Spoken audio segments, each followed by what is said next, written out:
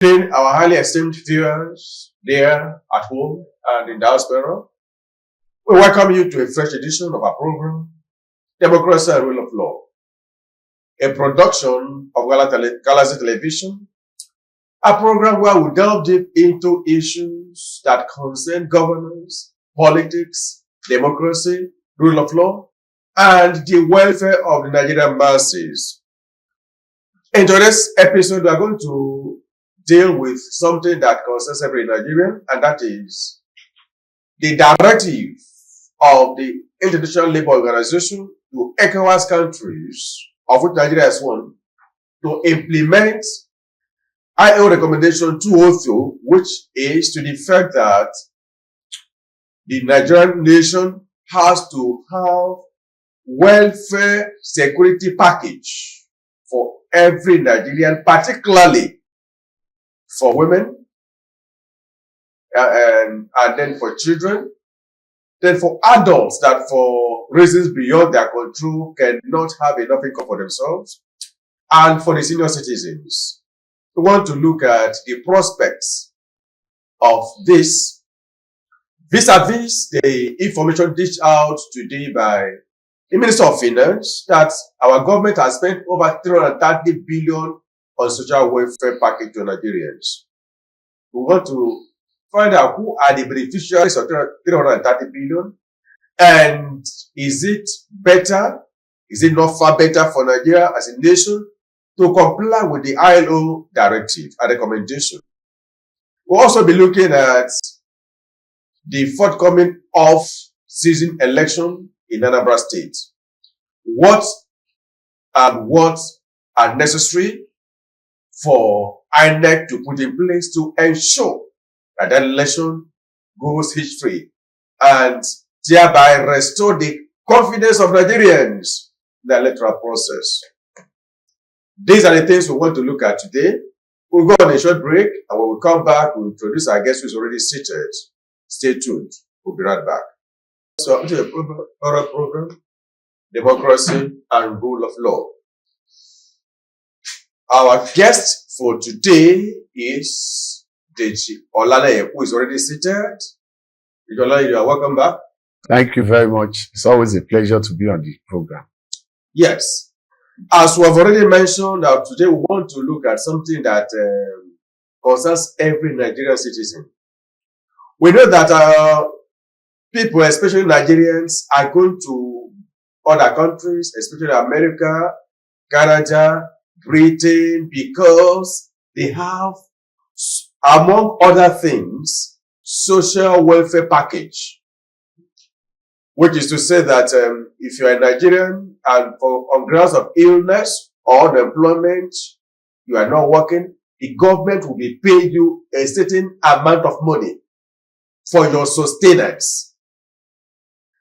And because such social welfare package has not been implemented by African countries, especially in West Africa, ILO directed ECOWAS countries to implement its recommendation 202, which has 4 basic tentacles.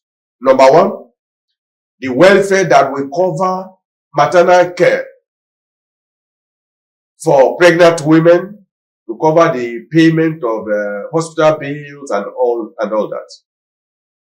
Secondly, the security welfare that will cover children, their nutrition, their education and care.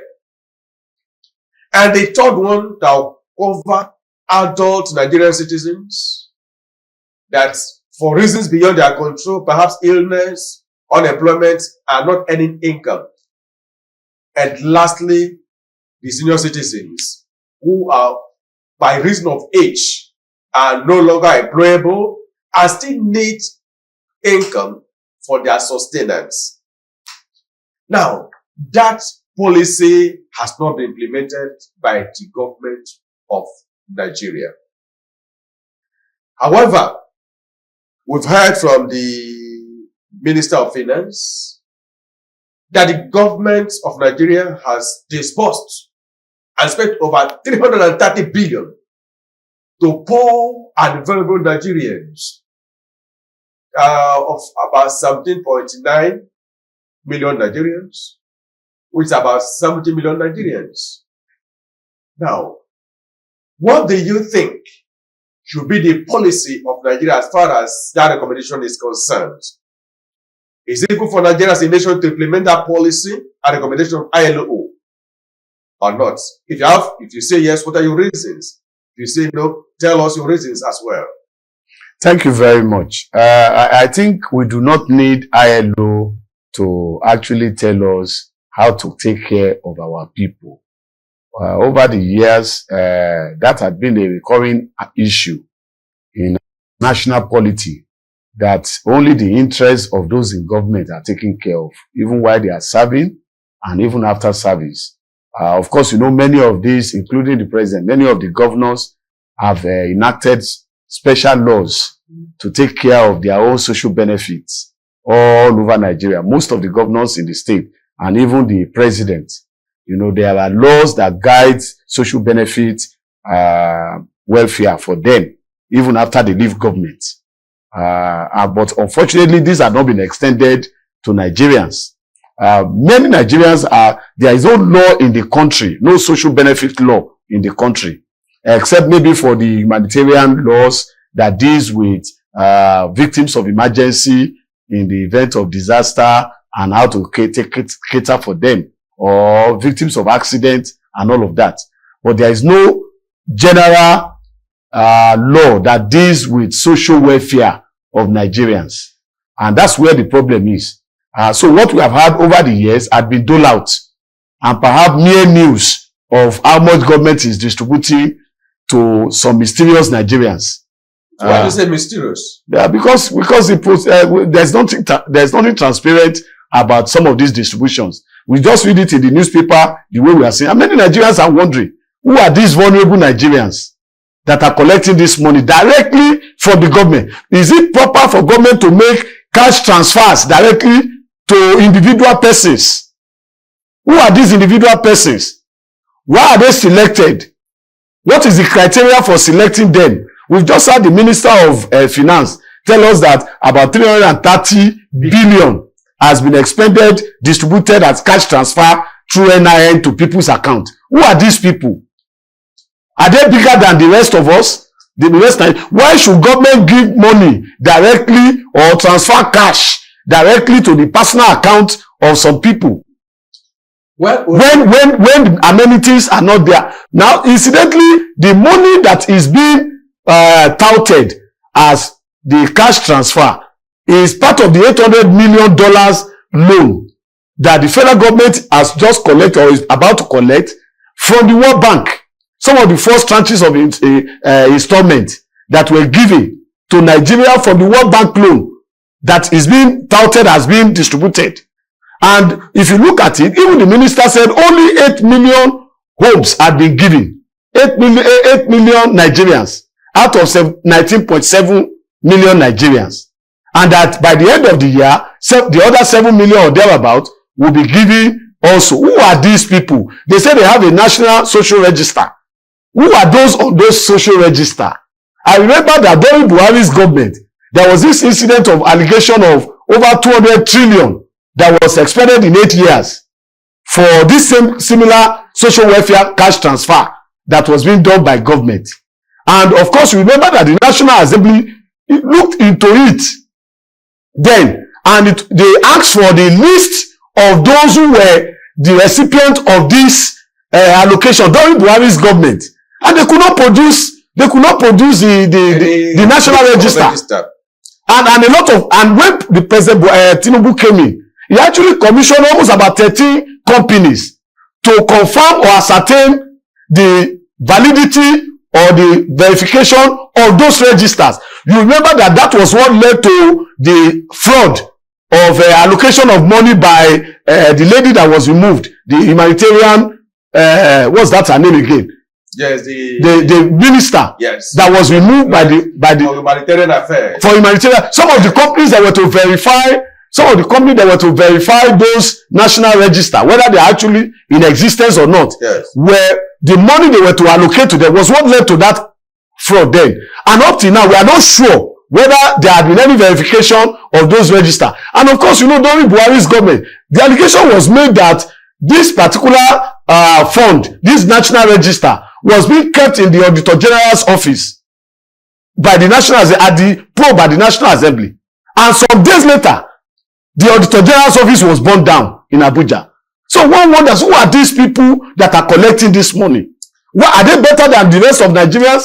Why is government not putting this money into projects that will give benefit to the generality of Nigerians, now, rather than to private individuals? From putting money into projects, the International Labour Organization has come up with a recommendation that will clear the clouds of doubt. Yes, I was about to come into that. Been, shrouded in some of these things. Yes. Because what the organization is saying that let all the countries that make up ECOWAS implement recommendation 202. Yes.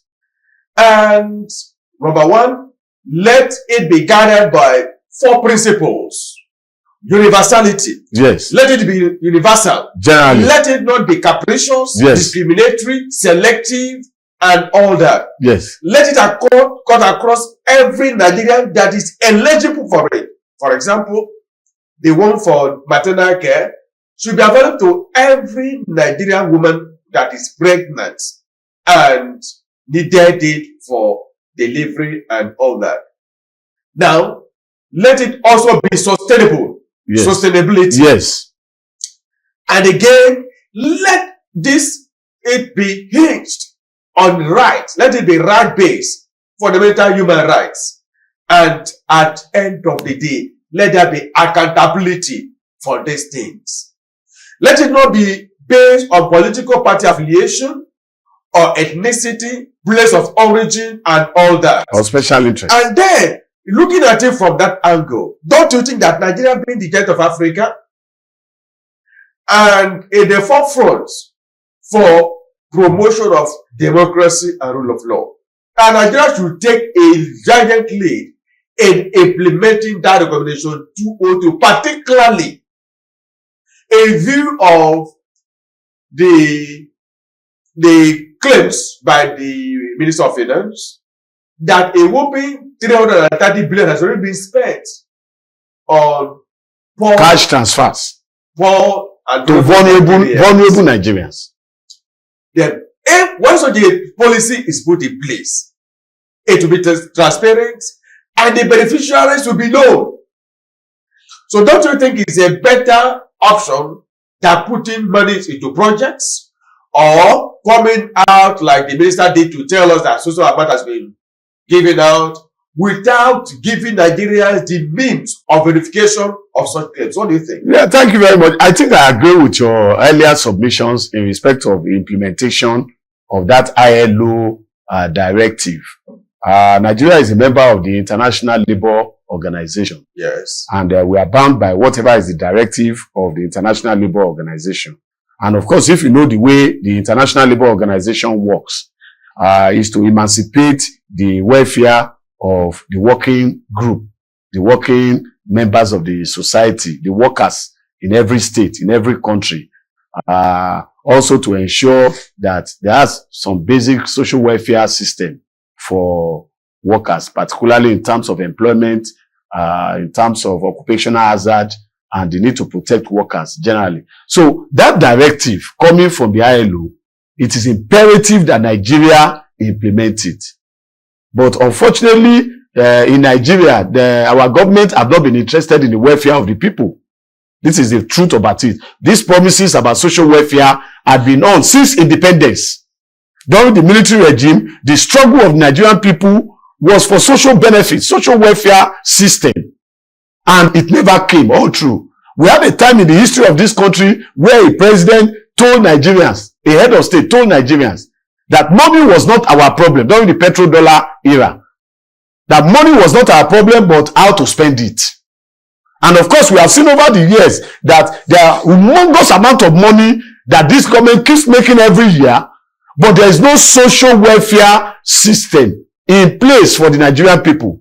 And the areas that the ILO had given is the minimum standard that is expected of any government. Yes. Okay, to comply with. The minimum standard. The minimum standard is expected. Like if you talk about the first aspect of it that you rightly mentioned, this maternal care. Nigeria has one of the highest infant mortality rates and maternal care issue in the world today. You know, and it's a problem that we have not tackled. It's a problem that we are not tackled. Even though we have a primary health care policy in place, but the facility to carry out and implement those primary health care policy is not there. All right. And then you find that even our personnel, the doctors, nurses, and some of the medical experts, we are losing them gradually to other countries.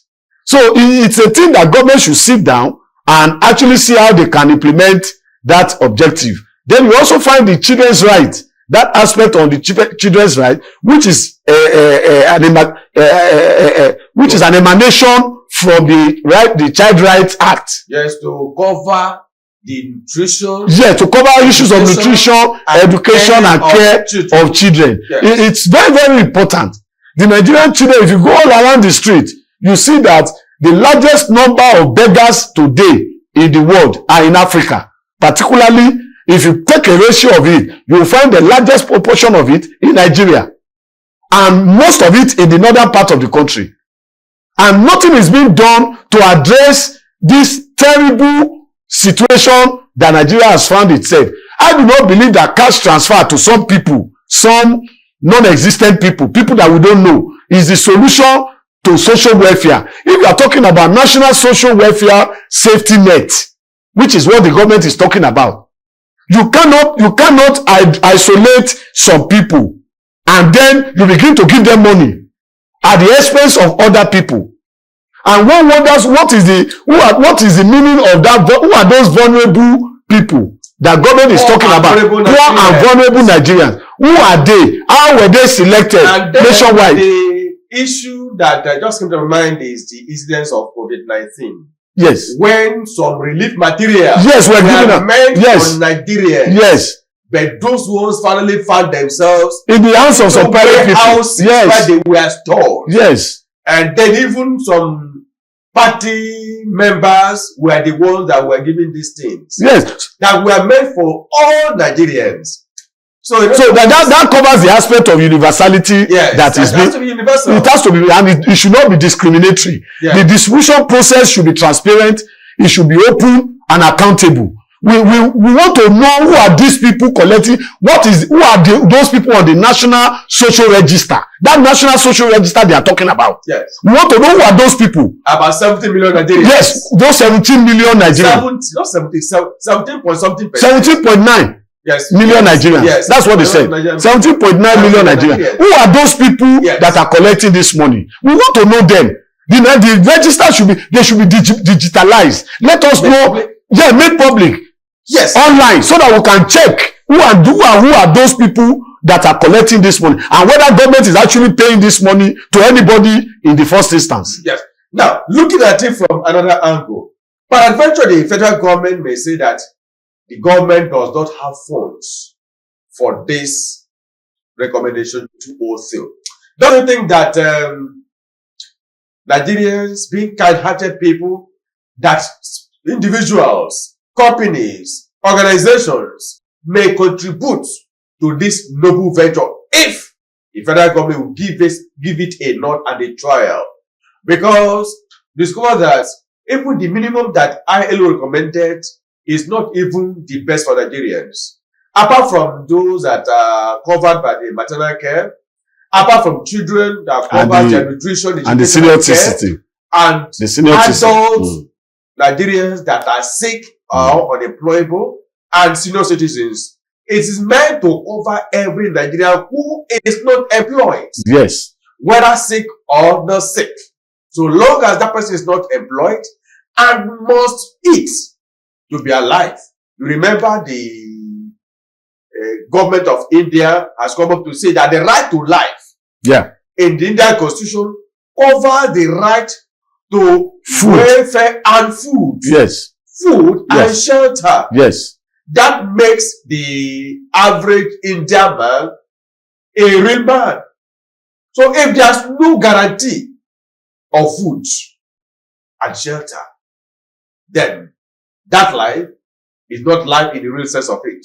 So what don't you think that in Nigeria, well, while implementing that policy, because I know that our government headed by Bola Tinubu is a listening government, and may in the near future implement this recommendation. Don't you think that there may be need to include those who are not sick but are not working? Don't you think so? Thank you. I think the issue of social welfare is not selective. It's never selective in any country. Okay? It's a general benefit for every citizens of a country. And the question of whether the Nigerian government has enough money to take this responsibility is a non-issue as far as I'm concerned, because government has enough money to handle it, to provide sufficient social benefit for Nigerians. What we don't have enough for the greed of many, but we have enough for the need of everyone in Nigeria. So obviously you can see the display of wealth by our leaders, which tells you that there is enough money in Nigeria. And some of the bogus and humongous amount they put on projects will tell you that there is enough money in Nigeria. For them to even be distributing cash to some individuals shows that Nigeria has the money. But what I'm more concerned about, is the fact that you cannot have a selective national social welfare policy. And that's what they are doing now by just picking 17.9 million Nigerians or whatever as out of over 280 million Nigerians. And now say those are the people that are entitled to social welfare benefit. Majority of Nigerians are unemployed. I can bet you the unemployment rate in Nigeria today, out of 280 million, will be close to about 180 million or 120 million Nigerians that are unemployed. And of course, even those that are employed, they are technically unemployed. Or underemployed. Yes, or underemployed. Because the take-home pay and the real wage of the Nigerian worker cannot take care of the basic subsistence of a Nigerian. For instance, how much is accommodation in an urban city? How would a hard-working Nigerian pay for accommodation? The least accommodation in Lagos will be probably 500,000 naira every year. Anywhere, any part of Lagos, even in the remotest part of Lagos. A very minimum accommodation. Yes. Because so a standard 3-bedroom in Lagos. Yes. Goes for about between 2.5 million to Exactly. So how will somebody who is earning 60,000 naira or 70,000 naira be able to pay?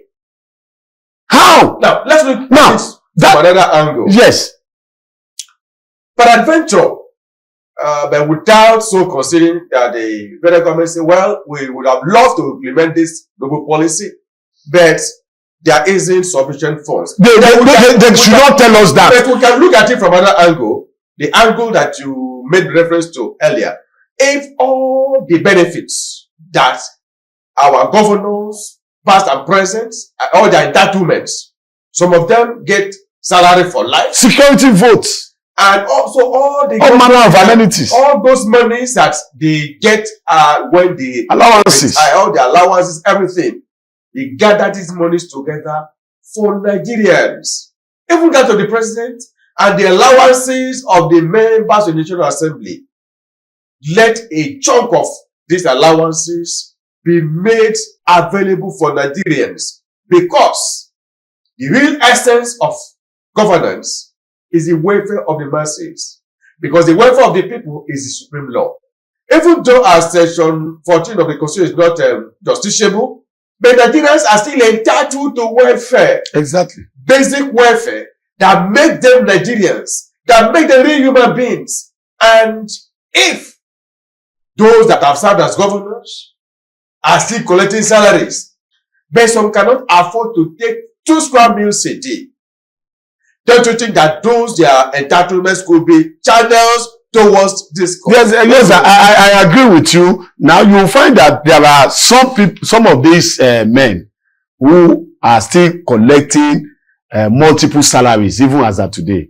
For instance, somebody is a senator, is collecting wages, salary, emolument, allowances from the Senate. Yeah. He is still collecting gratuity from being a former governor. We have a lot of them in the National Assembly.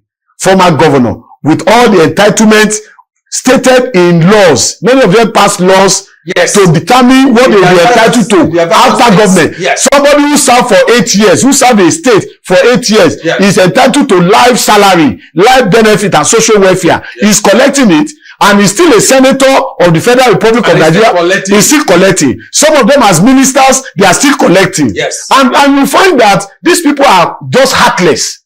And these are the same people who, when the issue of social welfare is being discussed, they will tell you that Nigeria does not have enough for the masses. We don't have money. But they forget that Nigerians are already overtaxed. Nigerians are paying so much to the people in government in form of tax. The subsidy that was removed, all the amount, nobody had accounted for how much Nigeria has made from removal of subsidy to today. How much we are making from crude oil, nobody is telling us. We don't really know. So I believe that, and we have a lot of other resources in Nigeria that are untapped, that are potentiated to give sufficient income to this country. So I don't see Nigerian government telling us that they cannot afford it. And I wouldn't subscribe to the idea that government should shirk its responsibility by asking individuals to come and maybe like all this special fund that they are introducing, that corporate bodies should come and be donating, to the national welfare policy fund to be able to take care of this special need. I don't subscribe to it. What if it's very, very wrong. Does that just as a way of takeoff? Of course, the first lady recently raised some. It's not the duty of corporate bodies. National library. You are aware of that? Yes, I'm aware of it. But the problem is it national library we need? People are dying every day in our hospitals. A lot of Nigerians are dying. There are no drugs in our hospitals.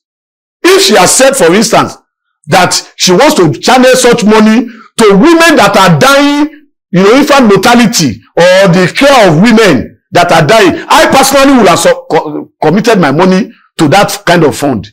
But I can't see myself committing money. How many people go to library to read? When we are not funding education on one hand, and we are establishing library, who are the people who will use the library?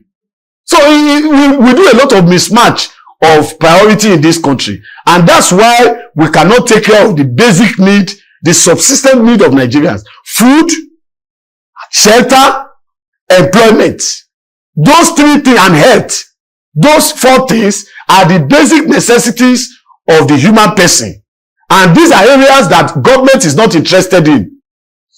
Now that International Labour Organization has waited patiently for over 60 years. We hope that will be implemented. And it was not implemented, and that has now come publicly to tell Nigeria and other economic countries that belong to ECOWAS to implement the recommendation.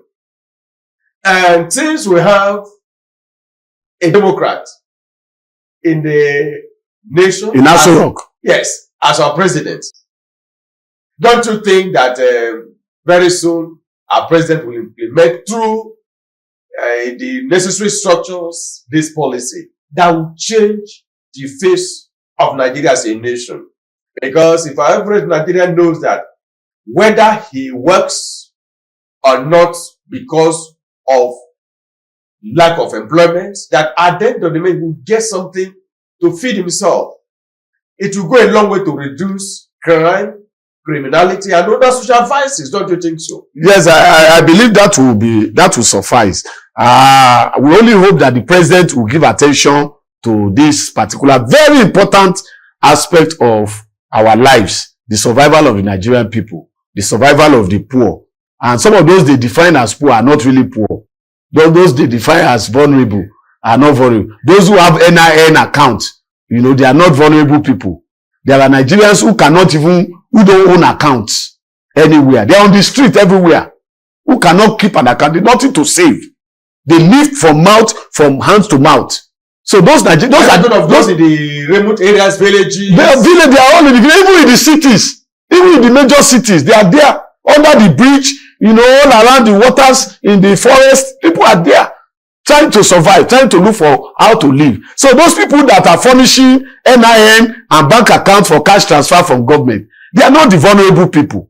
They are not the poor. So having said that, let me also say this, that one believe that the president will do something. We can only hope that the president will do something in this light, so that the Nigerian people can have a breathing space, just as he has said when he came in, you know, to give the poor an opportunity to breathe.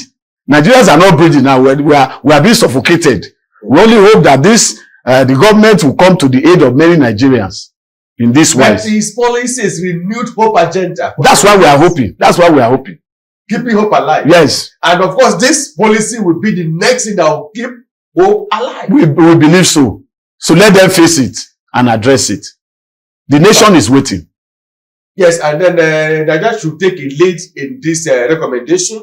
Don't you think so? Yes. We believe the ILO recommendation is binding on Nigeria. It's just unfortunate that some of these, we don't, like I said earlier on, we do not need the ILO to tell us the right thing to do ordinarily, if we are serious about governance in Nigeria, in a democracy. Nothing happened. In a democracy. It's not saying that to have for people to maintain basic necessities. But now that they are talking, now that ILO has come out to say this, government should comply. They should please comply. All right. Government should please comply. At this stage, we'll go on a short break, and when we come back, we'll take a look at the next topic. Stay tuned. We'll be right back.